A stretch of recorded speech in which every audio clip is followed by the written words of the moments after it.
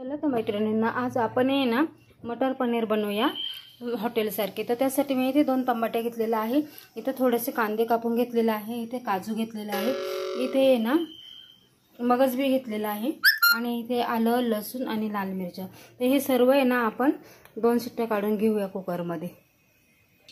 हे पण मैत्रिणींनी इथे मी छान पैकी जे आपण 2 शिट्ट्या लावून घेतले होते, कांदा टमाटर लसूण काजू त्याची सगळ्यांची पेस्ट केलेली आहे। इथे मी ना ग्रीन पीस स्वच्छ धुवून घेतलेला आहे, इथे पनीर पण कटिंग करून घेतलेलं आहे आणि इथे फोडणीसाठी ना लाल तिखट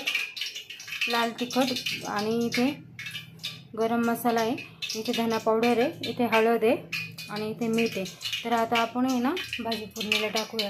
इथे मी तेल तापायला ठेवलेलं आहे, त्याच्यामध्ये ना थोडीशी हळद टाकून आपण ग्रीन पीस टाकूया। आपण ग्रीन पीस टाकलेला आहे, त्यात आपण हा सगळा मसाला टाकायचा आहे। चवीनुसार मीठ पण त्याच्यात टाकलेलं आहे। छानपैकी परतून घ्यायचं आहे आणि थोडंसं आहे ना अर्धा कप पाणी टाकून आहे ना छानपैकी आहे ना शिजवून घ्यायचं आहे ग्रीन पीसचा।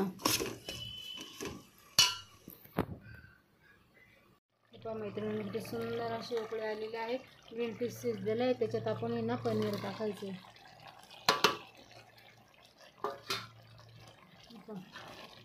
पनीर पण छानपैकी त्याच्यात टाकून आहे ना परतून घ्यायचं आहे।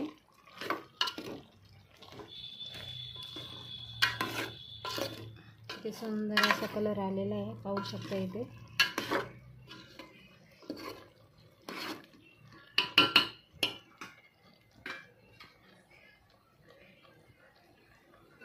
आता आपण आहे ना जी ग्रेव्ही बनवलेली आहे ना ते याच्यात टाकून द्यायची।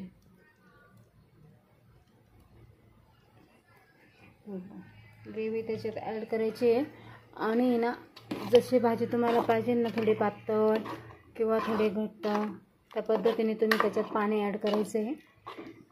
मला इथे घट्टच भाजी हवी आहे म्हणून मी जास्त पाणी टाकणार नाही आहे।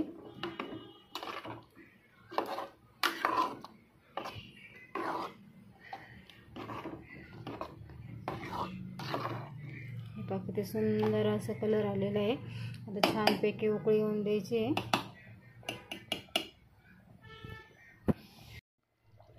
हे पहा मैत्रिणी किती सुंदर अशी भाजीला उकळी आहे। आता वरून आपण आहे ना इथं कसुरी मेथी टाकणार आहोत। इथे मी गॅस बंद करणार आहे।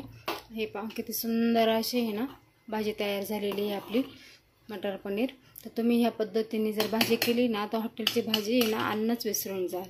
तर मैत्रिणींना ह्या पद्धतीने तुम्ही नक्की करून बघा आणि लाईक सबस्क्राईब नक्की करा।